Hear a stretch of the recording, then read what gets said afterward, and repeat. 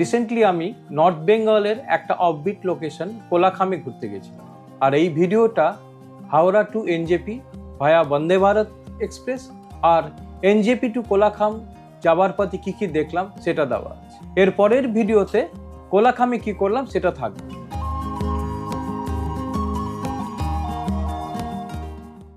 এখন বাজে ঘড়িতে 4:15। আমরা ধরবো Vande Bharat from Howrah railway station. আমাদের ট্রেনের রিজার্ভেশন ছিল বন্দে ভারত এক্সপ্রেসে Howrah to New Jalpaiguri. Train ছাড়ার কথা ছিল 5:55 ফ্রম হাওড়া স্টেশন। তাই ভোরবেলা একটু খুব তাড়াতাড়ি ছেলেকে নিয়ে গাড়ি করে আমি বেরিয়ে গেলাম।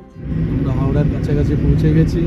ভোরবেলা চারিদিকে শুনশান, রাস্তা পুরো খালি, কোনো ট্রাফিক নেই। তাই 4:55 নাগাদ আমি হাওড়া স্টেশনে এসে পৌঁছে যাই। বাইরে যেরকম শুনশান ছিল, হাওড়াতে এসে দেখি সেখানে লোকে লোকারণ্য, জনজনারণ্য। চারিদিকে হাওড়া প্ল্যাটফর্ম ভিড়ে গিজগিজ করছে। ভোরবেলাতে এত লোক হবে আমি ভাবিনি। অনেক দিন ভোরবেলা ট্রেন ধরার অভ্যেস নেই, তাই ভোরবেলাতে এত লোক আমি হাওড়া স্টেশনে দেখে অবাক হয়ে গেলাম। ফাইনালি ট্রেনটা 6 নম্বর প্ল্যাটফর্মে দিয়ে দিল।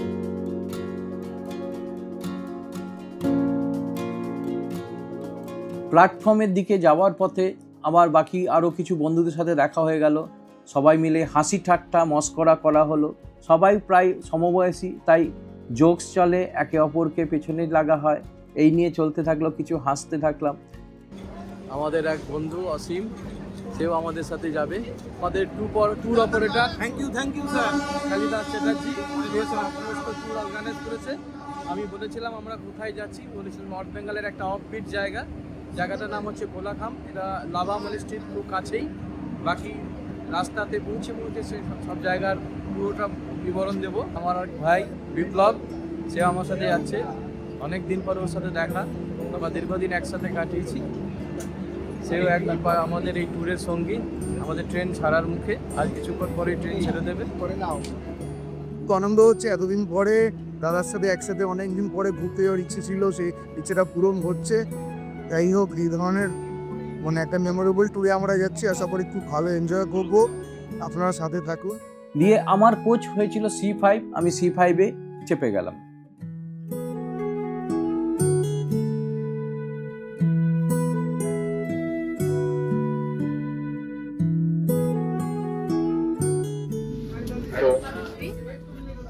ध्यान दें, कुछ सेकंड में रोड क्रॉस होने वाली है। ऑब्जर्वेशन रोड है, अपना कंसर्ट कर लें। ট্রেন শিডিউল 5:55 হাওড়া থেকে ছেড়ে দিল। বন্দে ভারত ট্রেনটার নাম্বার হলো 22301 Vande Bharat Express Howrah to New Jalpaiguri. আর হাওড়া টু নিউ জলপাইগুড়ির মধ্যে এর টোটাল ডিস্টেন্স কভার করে 564 কিলোমিটার। নিউ জলপাইগুড়িতে এর পৌঁছানো রাইট টাইম হলো 1:25। বাট মেজরিটি অফ টাইমস আমি দেখে রেখেছিলাম যে এটা বিফোর টাইমেই প্রায় ঢুকিয়ে দেয়। 1:15-20 মধ্যে ম্যাক্সিমাম ডেজ ঢুকে যায় এনজেপি রেলওয়ে স্টেশন। আমি যে সিটটা পেয়েছিলাম, 2 আওয়ার্স জার্নি সিট পেয়েছিলাম। আর বন্দে ভারতের একদম মিডল অফ দ্য কোচ পেয়েছিলাম, যাতে যার সামনে ফিক্সড টেবিলটা থাকে। তার ফলে আমার খুব সুবিধা হয়েছিল সামনে সমস্ত কিছু রাখা প্লাস খেতে।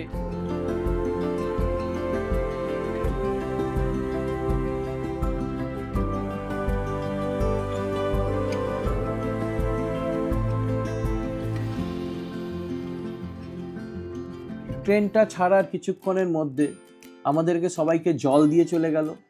আর তার কিছুক্ষণের মধ্যেই আমাদের টিকিট সার্ভ করা হলো। আমি চায়ের জায়গায় ট্রেনে নর্মালি কফিটা প্রেফার করি, তাই আমি কফিটা অর্ডার করলাম। বর্ধমানের প্ল্যাটফর্মে সব যাচ্ছি, ট্রেনটা খুবই স্লো হয়ে গেছে। রাজীব কিছু বলো। কিছুটা সময় ধরে আমি কি বলবো, জানি যাত্রীর সঙ্গে একে রাখাই আমার মুশকিল হয়ে যাচ্ছে। এদিক ওদিক গিয়ে তা একটা। হ্যাঁ স্যার, এখনো টিফিনটা দিল না, খুব খিদে পেয়ে গেছে। গলা বন্ধে লাগিয়ে দিয়ে বউ নেই তো, বউকে মিস করি বলে মনে হয় বউ জড়িয়ে আছে আমার। হ্যাঁ, হাত দিয়ে জড়িয়ে আছে। টাকার সেটা বলেনি কিন্তু না,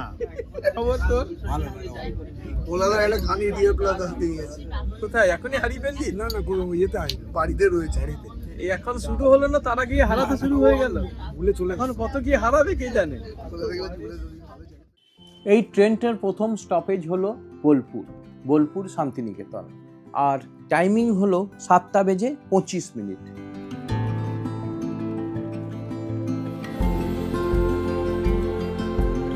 চলে এসেছি আমরা বোলপুর প্ল্যাটফর্মে। ট্রেনটা এখান থেকে আমরা একদম সামনের দিকে আছি। বোলপুর ছাড়ার পরে আমাদের সবাইকে ব্রেকফাস্ট সার্ভ করা হলো। ট্রেনটা ধীরে ধীরে বাংলা ছেড়ে আস্তে আস্তে ঝাড়খণ্ডের দিকে ঢুকতে থাকলো। ট্রেনটা বাংলা ছেড়ে পাকুর হয়ে ঝাড়খণ্ডে ঢুকে গেল। ঝাড়খণ্ড থেকে আবার বাংলা হয়ে মালদাতে ঢুকে। আমরা এখন ফরাক্কা ব্যারেজের উপর দিয়ে যাচ্ছি। এটা গঙ্গা নদীর উপরে অবস্থিত। এটা একটি বাঁধ। এটা বাংলার দুটো জেলা মুর্শিদাবাদ ও মালদা জেলাকে কানেক্ট করছে। আমাদের নেক্সট স্টপেজ হলো মালদা। মালদার টাইমিং হচ্ছে 10:22, কিন্তু ট্রেনটা একটু বিফোরেই ঢুকছে, মনে হচ্ছে বিফোরে ঢুকিয়ে দেবে মালদা স্টেশনে। আর মালদা স্টেশন ঢোকার আগে দেখি আমার ট্রেনের বাঁদিকটাতে পুরো আম বাগানে ভরে আছে। চারিদিকে শুধু আম বাগান আর আম বাগান। সেই আম বাগানে ছোট ছোট আম ফলে আছে।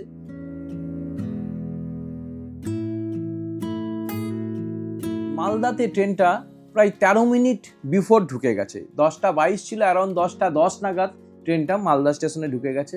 আমি মালদা স্টেশনে একটু নামলাম। মালদা স্টেশনের সাথে একটা সম্পর্ক জড়িয়ে আছে, যেটা আমার মামা বাড়িও, সেই জন্য মালদা স্টেশনে একবার নেমে প্ল্যাটফর্মটা একবার দেখে নিলাম। মালদায় ট্রেনটা বিফোরে ঢুকে গেছিলো, সেটা প্রায় কারেক্ট টাইমে ছেড়ে দিল, অ্যারাউন্ড 10:25 নাগাদ মালদা থেকে ছেড়ে দিল। আমাদের নেক্সট স্টপেজ হলো বারসই। বারসইয়ের পরে নেক্সট স্টপেজ আমাদের নিউ জলপাইগুড়ি। আগেই বলেছিলাম 1:25, অরিজিনাল রাইট টাইম হলো 1:25। বারসই ছাড়ার পরে দেখি চারিদিকে শুধু ভুট্টার ক্ষেত আর ক্ষেত।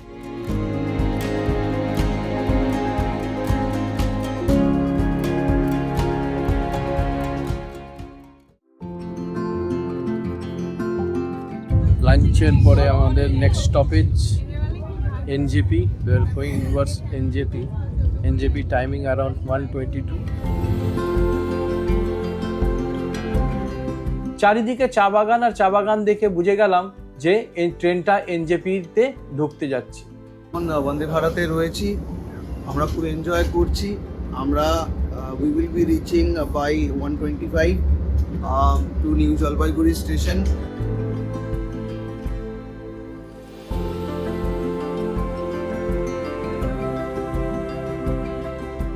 বন্দে ভারতের জার্নি ফিনিশ। এনজেপি এসে গেছে, এবার আমরা নামবো। সবাই লাগেজ সরাচ্ছে। পবিত্র বসে পাকা চুলে, এই পাকা চুল না, ওটা রং করা আছে। ওটা রং করা আছে। ট্রেনটা 1:20 নিউ জলপাইগুড়ি রেলওয়ে স্টেশনে ঢুকে যায়। আমরা এখন বাইরের দিকে বেরোচ্ছি। আমাদের সবাই নেমে গেছে। এখান থেকে আমাদের গাড়ি বুক করা আছে। টোটাল আমরা 22 জন আছি। তো 3টে গাড়ি বুক করা হয়েছে। 3টে গাড়ি করে আমরা এখন যাব কোলাখাম। আমরা বাইরের দিকে চললাম। বন্দে ভারতের অনেক লোক নেমেছে একসাথে, তো রাস্তায় প্রচণ্ড জ্যাম। আমাদের গাড়ি অলরেডি অ্যাভেলেবেল, বাইরে দাঁড়িয়ে আছে। আমরা গিয়ে সেখানে চাপবো। বাইরে এনজেপির বাইরে বেরিয়ে এসে দেখি যেখানে আমরা গাড়ি ধরি, নর্মালি ক্যাব বা ভাড়ার গাড়ি থাকে, সেখানে মেজর রিনোভেশন হচ্ছে। আর মেজর রিনোভেশনটা অনেকটা আমার যা মনে হলো এয়ারপোর্টের মতো, যেরকম এয়ারপোর্টে আমাদের ডিপার্চারে উঁচুতে গাড়িতে প্ল্যাটফর্মে ছেড়ে দিয়ে চলে যায়, ওরকম পজিশনে করা হচ্ছে দেখছি। যাই হোক, এখন একটু কষ্ট হচ্ছে, কারণ এখন রিনোভেশন হচ্ছে। আশা করি বছর খানেকের মধ্যে সেটা অপারেশনাল হয়ে যাবে, তখন আমাদের খুবই সুবিধা হবে। বন্দে ভারতের মধ্যে এসিতে ছিলাম, বাইরে এসে দেখি প্রচণ্ড গরম। তো আমরা একটা শেডের তলায় দাঁড়ালাম। আমাদের জন্য, আমরা 22 জনের জন্য আমাদের 3টে বড় গাড়ি করা হয়েছিল। বা 3টে গাড়ি ড্রাইভারের সাথে কমিউনিকেট করা হচ্ছে, তারা কোথায় দাঁড়িয়ে আছে, তাদের সাথে আমরা দেখা করব বলে। এটা হলো আমাদের কার। গাড়িতে এখন মাল লোডিং হচ্ছে। আমাদের গাড়ি ছেড়ে দিল, আমরা চলে গেলাম। Bye bye bye NJP. Bye bye NJP. আমাদের গাড়ি নিউ জলপাইগুড়ি থেকে ছেড়ে দিল। আমাদের গন্তব্যস্থল হলো কোলাখাম, দ্য সাইলেন্ট ভ্যালি।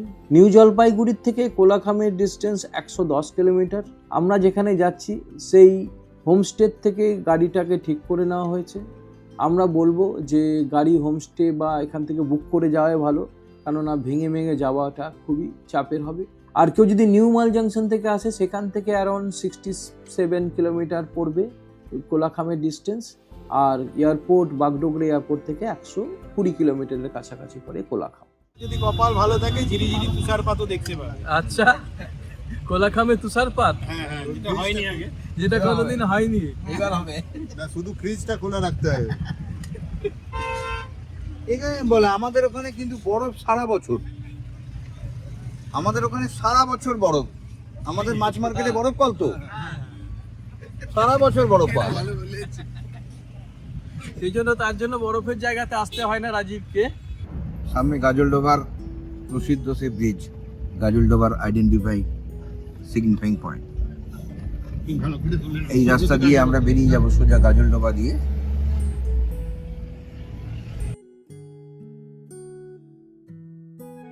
আমাদের ফার্স্ট টি ব্রেক নেওয়া হলো গাজলডোবার তিস্তা ব্যারেজ। তিস্তা ব্যারেজ গাজলডোবার তিস্তা ব্যারেজের পাশ দিয়ে আমি এখন যাচ্ছি। অনেকটা সুন্দর চওড়া রাস্তা, সমস্ত গাড়িগুলো এসে এখানে দাঁড়াই। যারা গাজলডোবাতে থাকে, নিয়ার বাই অনেকগুলো রিসোর্ট আছে, এদিকে না অনেকটাই জল আছে। এটা বানানো হয়েছিল মেইনলি ইরিগেশন পারপাসে করা হয়েছিল, ফ্লাড ম্যানেজমেন্টে করার জন্য বানানো হয়েছিল। এর থেকে কিছু জল বাংলাদেশের সাথে কিছু বায়োল্যাটারাল টকও হয়েছিল। তিস্তা ব্যারেজের ধারে একটা ছোট্ট বাজার মতো আছে, ওখানে কিছু টি স্ন্যাক্স এখানে দোকান আছে। আর কিছু সবজিওয়ালারা সবজি নিয়ে বসেছিল, কিছু কন্দমূল, আর একজন শুটকি মাছ নিয়ে বসেছিল। ডিফারেন্ট টাইপস অফ শুটকি মাছ বললো এগুলো তিস্তা নদীর থেকে তুলে ওরা এটা শুকিয়ে শুটকি করে। এক দিদি ফুচকা বিক্রি করছিল, তার কাছে কিছু ফুচকা খেলাম।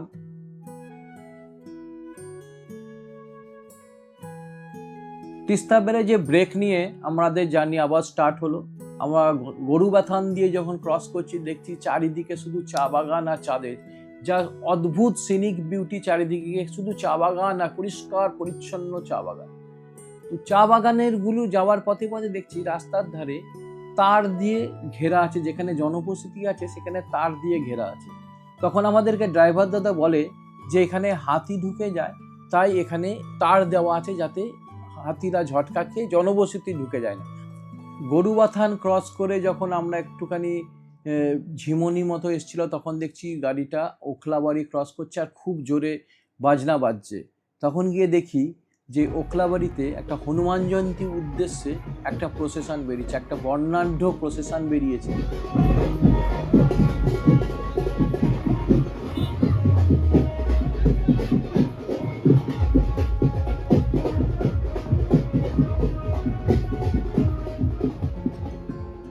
আমাদের গাড়িটাকেও পুলিশ আস্তে আস্তে সাইড দিয়ে পার করে দিল। আমাদের নেক্সট স্টপেজ অ্যাম্বায়ক টি গার্ডেন। সেখানে আমরা একটু দাঁড়ালাম, কারণ আমাদের গাড়ির হেডলাইটটা খুলে পড়ে যাচ্ছিল। আমাদের গাড়ি এখানে এক জায়গায় দাঁড়িয়েছিল, লেখা আছে আই লাভ মুম্বাইব। বিউটিফুল একটা প্লেস।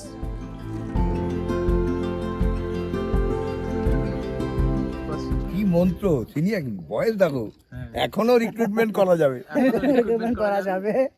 আর করতে হবে চুলগুলো একটু কালো করলে, কালো করে চুলটা কালো করলেই হবে। বিপ্লব চা তুলছে আমাদের। একটা মজার, এই তুলিস না তুলে দিয়েছে। আস্তে আস্তে সন্ধ্যা হয়ে গেল, আর আমরা এমন একটা হাইটে উঠেছিলাম যখন মনে হচ্ছিল আমরা মেঘেদের সাথে খেলা করতে করতেই যাচ্ছি রাস্তাটা। হঠাৎ করে পুরো মেঘে ঢেকে যাচ্ছে, আবার কিছুটা ক্রস করছি, দেখছি আবার মেঘ চলে গেছে। অসাধারণ লাগছিল মেঘের সাথে এই খেলা করতে করতে যখন আমরা আগে এগিয়ে চলছি।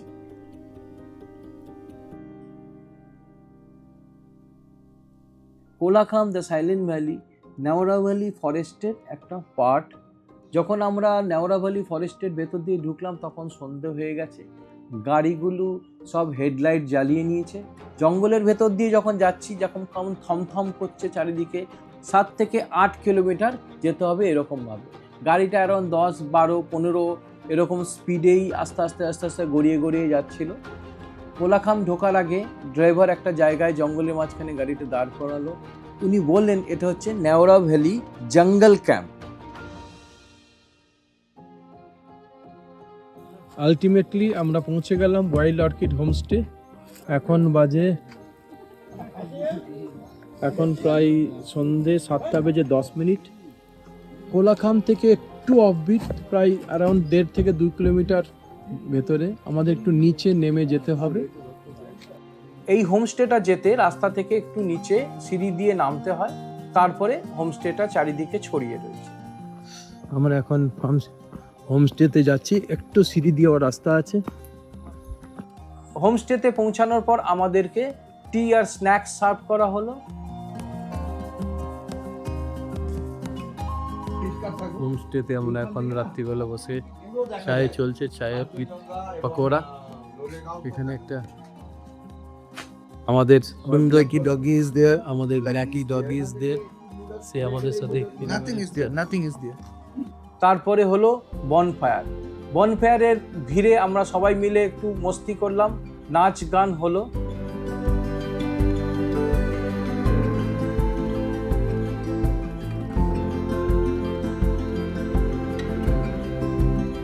প্রায় 9টা নাগাদ আমাদের ডিনারের জন্য ডাকতে লাগলো। আমরা ডিনার করতে সবাই চলে গেলাম।